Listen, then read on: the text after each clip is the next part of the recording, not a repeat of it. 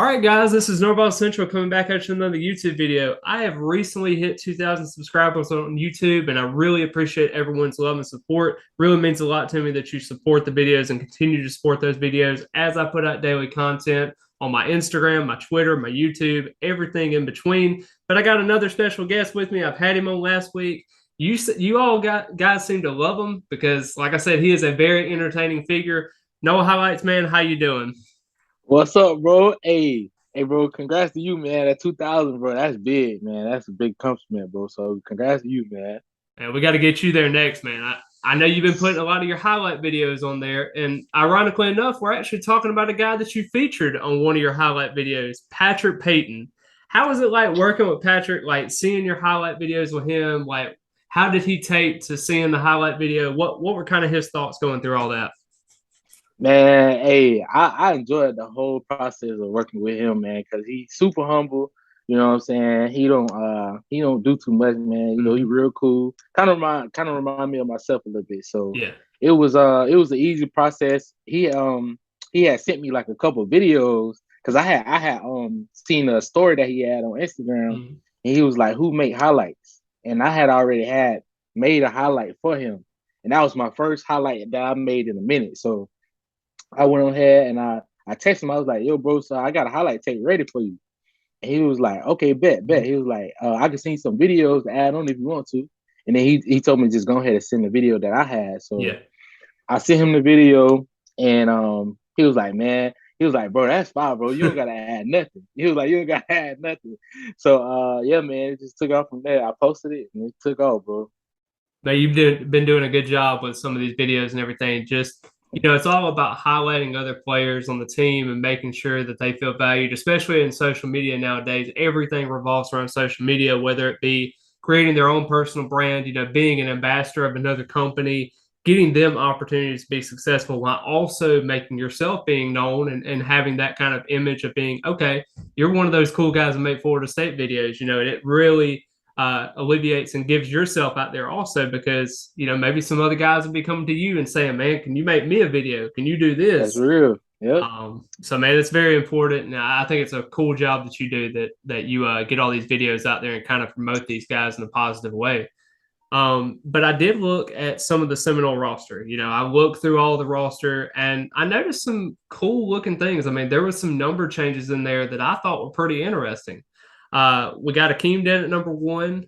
We had DJ Lundy at number 10 in terms of that. I think that was pretty cool. With a couple other guys there, you had AOT Afasi at 91. He's taking over for Coop's number. And then you got Patrick Payton, number 11.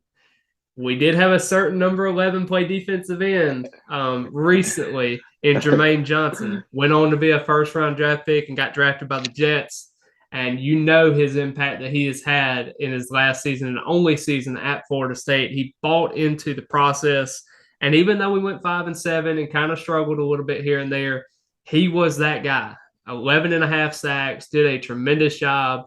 And you're seeing flashes with that in Patrick Payton. Patrick had 5 sacks this past year, even with Jared Verse having that successful season. I believe he had 9.5 sacks this past year.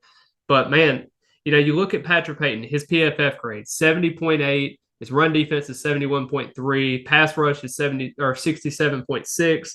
All pretty solid grades. They're all pretty good in terms of being a successful guy, but he hasn't really gotten the snaps necessary to take the next step forward. Now, with this number change and this higher expectations, do you think that this is a method to getting him more snaps this upcoming season and being that player to come up to, or do you think it's going to be maybe Jared Verse has to leave, because he did come back this season and thinking that he can be successful the year after? Man, that's a real good question, man.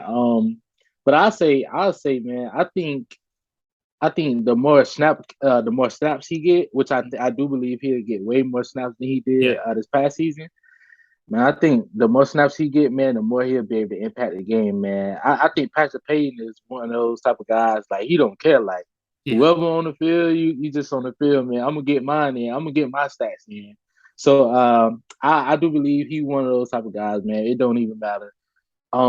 Just some of the stuff that he do, man, like patting the ball down. Mm-hmm. I think he like 6'5". Isn't he Yep. like 6'5"? Yeah, Mm-hmm. man, like patting the ball down. Man, to be honest, bro, like it's probably been a couple players that that got that in they package Mhm. patting the ball down or whatever. But man, I don't. Besides Jalen Ramsey, me personally, I don't remember like players like getting to the quarterback, patting the ball down, that type of stuff. That I only seen that from like really really elite players, man. So that just let me know like he got it in him, bro.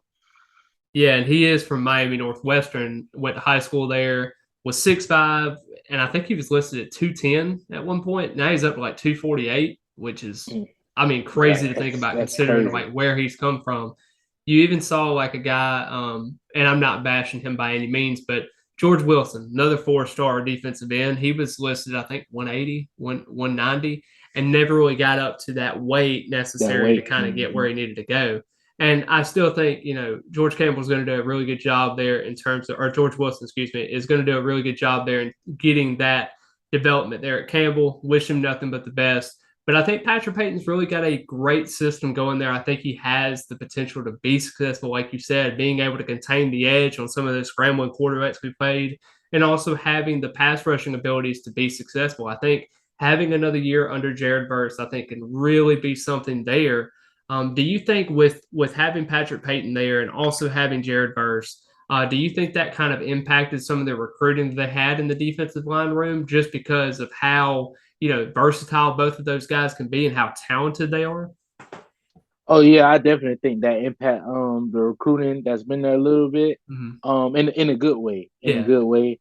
You starting to see it's in really in the portal, man. Like it's crazy how, what Coach JP what he done been able to do with these guys, yeah, man, in the defensive end room. And not even just those two guys, like Derek Millen, and mm-hmm. Yep. I even heard 54 Byron Turner. Our Turner. Yep. I even heard he's Mm-hmm. coming along. So it's crazy what they able to do with these guys, man. So, I do believe in the future it'll really, really pay off. You know what I'm saying? I think you just starting to see like the beginning of it now. You know what I'm saying? So yeah, bro.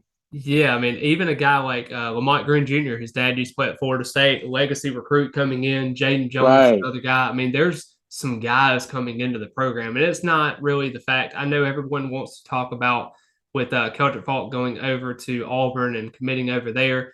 But Florida State still got some talented pieces, especially in that defensive end room. And when you're looking at Patrick Payton, he's, I believe he's a redshirt sophomore this upcoming season. So you have to kind of figure, that's going to play a factor into him and being able to be eligible.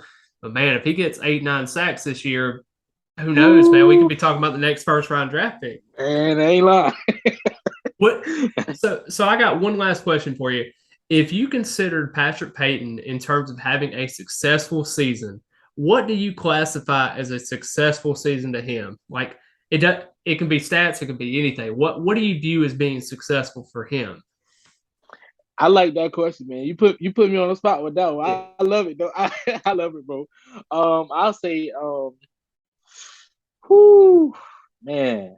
I'll say I'll say around about that number, around about Yeah. 8 sacks. Yeah. You know what I'm saying? Because he really, to be honest, man, this past season he had, bro, it was really a really good year for him. Being that he didn't have that many, not as many snaps for real. So Yeah. I'll say probably like, around by that area, like 7, 8 sacks, somewhere up in there, bro. Gotcha. Okay. Well, guys, I really appreciate everyone watching the video today. I'll make sure to put Jay's video of Patrick Payton down there at the bottom. Be sure to go check out his YouTube channel. He does put all of his videos on there. Very cool channel to go check out. I think he's going to have some more highlight tapes and also just regular videos in general out there. Trying to get him on the videos as much as I can, man, because he's a very, very entertaining person to listen to. Got to go check out his Twitter as well. I'll go link that at the bottom also. But I really appreciate you coming on with me. And let me know in the comments, is Patrick Payton going to be the next Jermaine Johnson? Yes or no? And that is simply all for today in today's video. And I really appreciate it. And go Noles. Oh no.